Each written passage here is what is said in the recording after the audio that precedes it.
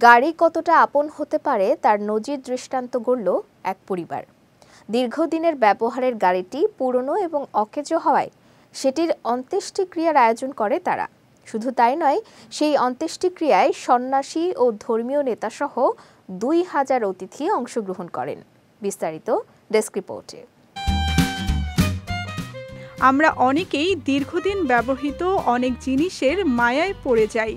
একটি গাড়ি দীর্ঘদিন ব্যবহার করলে তা একেবারে আপন হয়ে ওঠে। এবার তেমনই এক নজির গড়লেন গুজরাটের আমরেলি জেলার একটি গ্রামের এক পরিবার। তাদের দীর্ঘদিনের ব্যবহারের গাড়িটি পুরনো এবং অকেজো হওয়ায় সেটির অন্ত্যেষ্টিক্রিয়ার আয়োজন করেছে তারা। গাড়ি পুরনো হলে এর যন্ত্রাংশ খুলে বিক্রি করা হয়, কখনো বা পুনরায় ব্যবহারের উপযোগীও করা হয়। কিন্তু এই পরিবার তা না করে সেটিকে মাটি খুঁড়ে সমাধিস্থ করেছে।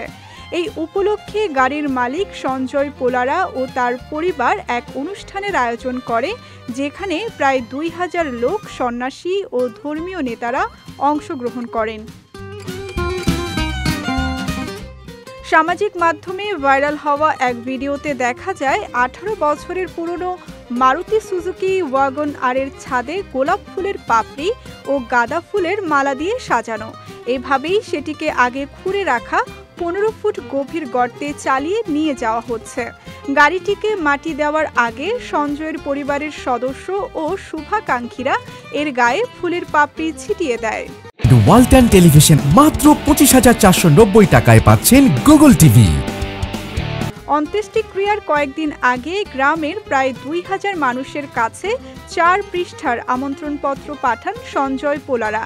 এতে বলা হয়, ২০০৬ সাল থেকে এই গাড়ি আমাদের কাছে পরিবারের সদস্যের মতো ছিল। এর কল্যাণে আমরা ধনী হই, তাই এটিকে বিক্রি না করে আমরা আমাদের স্মৃতিতে চিরদিনের জন্য রেখে দিতে চাই। বিজয় টিভি নিউজ ডেস্ক।